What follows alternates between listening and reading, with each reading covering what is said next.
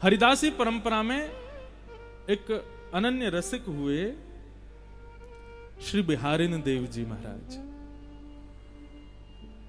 बिहारी जी की सेवा करते थे। उनकी भी यही अभिलाषा थी जिस पर हम चर्चा कर रहे हैं। वो बिहारी जी का नित्य श्रृंगार करते थे। जब निधिवन राज में बिहारी जी विराजते थे तो श्री बिहारी जी निधिवन राज में विराजते थे और अनन्य रसिक शिरोमणि श्री हरिदास जी के परम कृपा पात्र श्री बिहारिन देव जी उनकी सेवा करते थे। सेवा के प्रति अभिलाषा तो कुछ नहीं होती है, लेकिन फिर भी कभी कभी हम जब अर्चना करते हैं, सेवा करते हैं, तो कोई ना कोई अभिलाषा तो प्रकट होती है। तो श्री बिहारिन देव जी बिहारी जी की सेवा करते थे और सेवा के प्रति उनका एक ही भाव था कि मुझे नित्य वृंदावन का, श्री वृंदावन का दर्शन करना है। हमने सुना है कि नित्य वृंदावन में चिड़िया भी कुहुकती नहीं है, राधा राधा बोलती है। हमने सुना है सब नित्य वृंदावन में, श्री वृंदावन में यमुना जी की रेणुका जो है वो बालू की नहीं है, मणियों की है। हमने सुना है श्री वृंदावन में यमुना जी में जल नहीं बहता है। यमुना जी में मानो जैसे अत्यंत सुगंधित केसर युक्त जो तट पर, घाट घाट पर अद्भुत अद्भुत सुगंधियों को आनंदित करते हुए बहता है। मानो जैसे हम ठाकुर को इत्र लगाते हैं, ऐसे ही यमुना जी वृंदावन को इत्र लगाती हुई चलती हैं। और उस श्री वृंदावन में एक दूसरे के गले में गलवैयां डाले श्यामा श्याम जब विहरण करते हैं तो जिस सघन कुंज से निकलते हैं, ये वृंदावन की सघन कुंज ऐसी क्यों है? निधिवन राज में जाओ, सेवा कुंज में जाओ, तो वृंदावन के लता पत्र सब इस प्रकार से हैं कि उसके नीचे मानो जैसे कुटिया सी बनी हो, कोई बैठ जाए। इस प्रकार का भाव केवल वृंदावन में, ये सघन कुंज वृंदावन की क्यों है?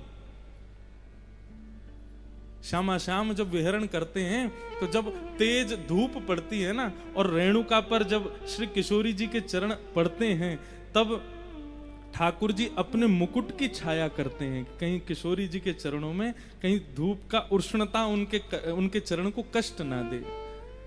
ठाकुर जी किशोरी जी के चरणों का इतना भाव रखते हैं, लेकिन ठाकुर जी के स्वयं के चरण जल रहे होते हैं। इसलिए क्या करते हैं, बोले सब ऋतुएं सघन कुंजों को जाकर के आज्ञा करती हैं कि ऐसी कुंज बनाओ, ऐसी बेल बनाओ, ऐसा ऐसा भाव रखो कि दोनों श्यामा श्याम जब विचरण करें तो दोनों को श्रम ना हो।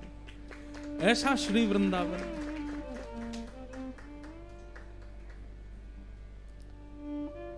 उस श्री वृंदावन का दर्शन हमको कब होगा?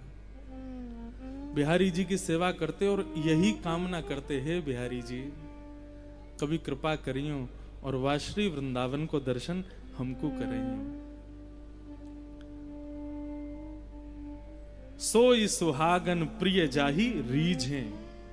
ठाकुर जी जिससे रीझ जाएं उसको कब कहा दे दें ये कछु पतो नहीं है। और सोते जगते उठते बैठते सेवा करते, हर स्थिति में नाम जप करते, बस यही विचार करते श्री वृंदावन का दर्शन हो, श्री वृंदावन का दर्शन हो, श्री वृंदावन का दर्शन हो।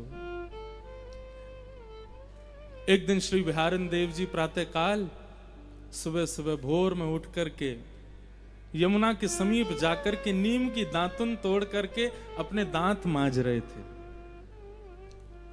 और दांत मांजते मांजते ठाकुर जी के विरह में ओतप्रोत हो गए और ठाकुर जी से, यमुना जी से, रज रानी से, वृंदावन से प्रार्थना करने लगे कि हमें नित्य वृंदावन का दर्शन कराओ। और तभी ठाकुर जी की ऐसी कृपा भई कि देखते ही देखते जो वृंदावन था वो श्री वृंदावन में परिवर्तित होने लगा। वृंदावन के यमुना जी की रेणुका मणियों की होने लगी। दालों पर, ऊपर वृक्षों पर बैठे हुए पक्षी कुहुकने की जगह श्री राधा कृष्ण का नाम उच्चारण करने लगे। यमुना जी के जल में मानो सुगंधित प्रकट हो गई हो। कभी ऐसा लगे कि मानो जैसे कदम्ब की खुशबू आ रही है, कभी लगे खस की खुशबू, कभी लगे मोंगरा की खुशबू, अलग अलग भावों की सुंदर खुशबू, सुंदर सुगंधी श्री यमुना जी से प्रकट होने लगी। और श्री बिहारिन देव जी को श्री वृंदावन का दर्शन हुआ और उसके पीछे उन्होंने पद गाया कि कैसा है श्री वृंदावन।